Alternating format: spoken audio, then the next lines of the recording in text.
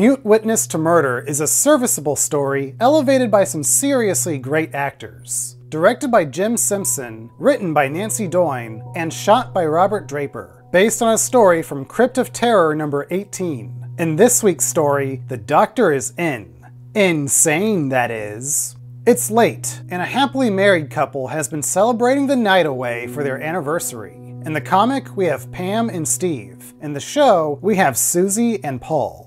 The husband goes to their bedroom, where his wife will join him shortly. Happy with everything in her life, Pam takes a moment to look out at the night sky. She sees into the window of an apartment across from hers. A man and woman are arguing, and things are getting intense. Susie also hears the commotion and ducks down, not wanting to be seen eavesdropping. It doesn't take long for the man to take things too far and kill the woman. Pam and Susie are paralyzed in fear. Her husband finds her in shock. She opens her mouth to tell him the terrible deed she witnessed, but nothing comes out. She can't speak. Susie, what's the matter?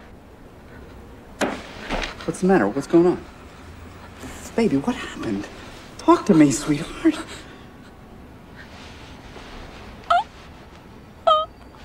Oh.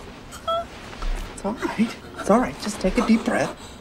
The shock of witnessing a murder has rendered her mute. Her husband rushes to fetch a doctor. He comes back with their neighbor, Dr. Basque, or Trask in the show. Face to face with the doctor, our leading lady is surprised to see that it is the same man who committed the murder. Asking her husband what happened, the doctors put two and two together that Pam and Susie must have seen what they have done. I was gone 5 minutes at the most.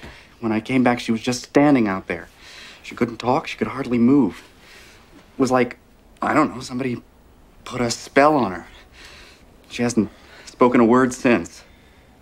And where did you say she was standing exactly when you found her in this state? Out there, looking out on the balcony.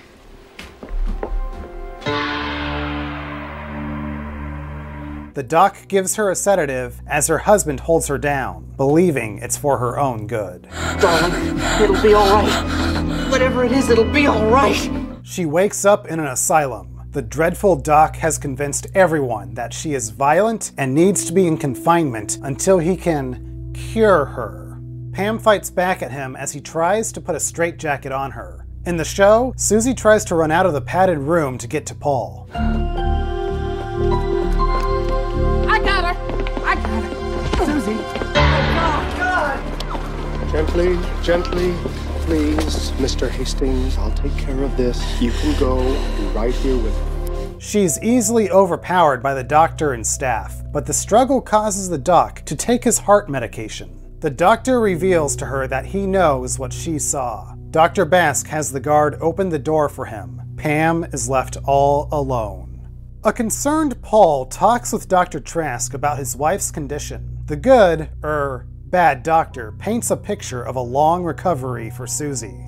But Paul's sister thinks there's something not quite right about the whole situation. She doesn't trust this Dr. Trask. The creep even tries to make Paul question the happiness within his own marriage. The psyche is like a kaleidoscope. One shift, the slightest turn can affect everything. What was once quiet and familiar can become terrible and terrifying. I believe that this is what has happened to your wife. I don't believe it.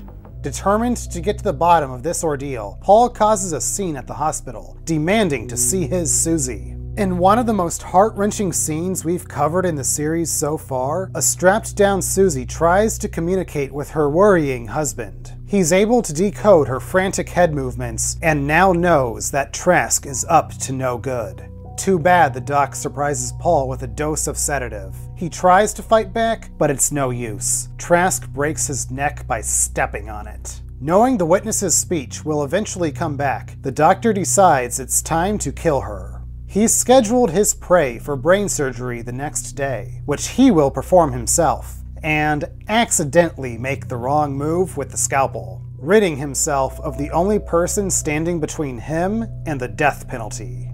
That night, Pam cries in anguish. In the fit of rage, her voice returns.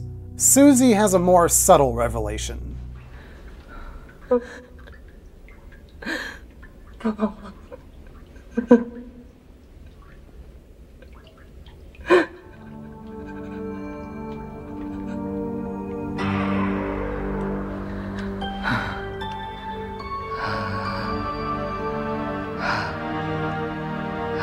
She knows she must hide this fact. She can't tell anyone at the asylum what she knows, because they all think she's crazy. Morning comes, and the doctor arrives to take her. He removes her straitjacket, and our protagonist seizes the opportunity to fight for her life. The frenzy is too much for the doctor. He drops to the floor, having a heart attack. Too bad for him, he doesn't have his medication. Pam and Susie confess their speech has returned. The doctor begs her to call for help and save his life. He offers to turn himself into the police, but she is no fool. If she wants to have any hope of being a free woman again, she has to let him die. Pam turns away from Dr. Basque and covers her ears, blocking out his cries for help. But Susie wants revenge. She watches the lowlife squirm to his last breath. Once the doc is dead, she calls for the guard. Her freedom is left for us to decide. Mute Witness to Murder is not going to win any awards for originality, but the TV episode adds enough to the story to make it a fulfilling watch. When standing next to the show, the comic feels like nothing more than an outline. The husband is much more involved with his wife's trouble in the show, expressing genuine concern for her, as opposed to disappearing into obscurity like in the comic. Now, this does take some focus away from Susie in the middle, but the show ultimately doesn't waste any of our three leads. Reed Birney is excellent as Paul, as is Patricia Clarkson, who has to act out Susie's emotions without words and with restricted body movement for most of the time. But I think Richard Thomas as Dr. Trask is the standout. He is cold and creepy, if a bit expository and sloppy about his weak heart. But that's not on the actor. Susie more than deserves her revenge. And I'm sure we all feel the catharsis watching Trask's death alongside her. Paul is certainly avenged. The actors are the reason to watch this episode. Theater director Jim Simpson collaborates so well with the cast of his screen debut that the story is given an emotional complexity that was sorely missing from the comic. This week's tale may not be the most inventive, but there is no reason for me to be mute about these actors. You deserve to die. Murderer! Like you.